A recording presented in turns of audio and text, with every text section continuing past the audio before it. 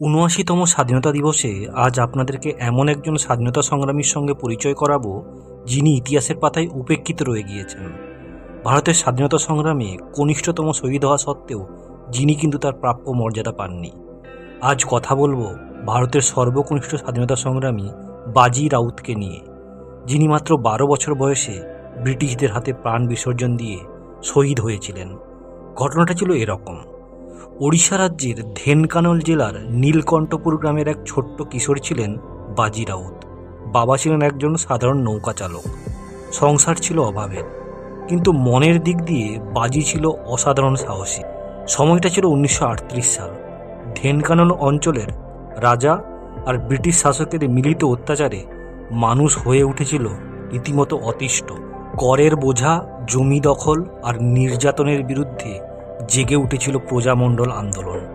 বাজির ছোট্ট বুকেও তখন দেশপ্রেমের আগুন জ্বলছে। একদিন রাতে ব্রাহ্মণী নদীর ঘাটে হঠাৎ হাজির হয় ব্রিটিশপন্থী পুলিশ আর সেনা। তারা বিদ্রোহ দমনের জন্য নদী পার হতে চায়। নদীর ধারে দাঁড়িয়েছিল বাজির নৌকা।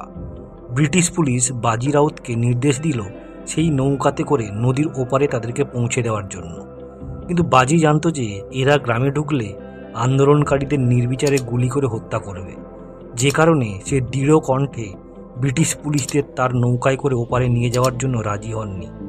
পুলিশ প্রথমে হুমকি দেয়, তারপর লাঠি দিয়ে আঘাত করে, কিন্তু বাজি নৌকা ছাড়েনি। শেষমেশ রাগে গর্জে ওঠে ব্রিটিশ বন্দুক এবং 12 বছরের সেই কিশোরের বুক ঝাঁঝরা হয়ে যায় তাদের। বাজির ছোট্ট দেহ পড়ে রইল নদীর ঘাটে, কিন্তু তার সাহস ছড়িয়ে পড়ল সারা ওড়িশায়। মানুষের মুখে মুখে ছড়িয়ে গেল তার কাহিনী। আজও ওড়িশার মানুষ বাজিকে মনে করে এক অবিচল প্রতীক হিসাবে।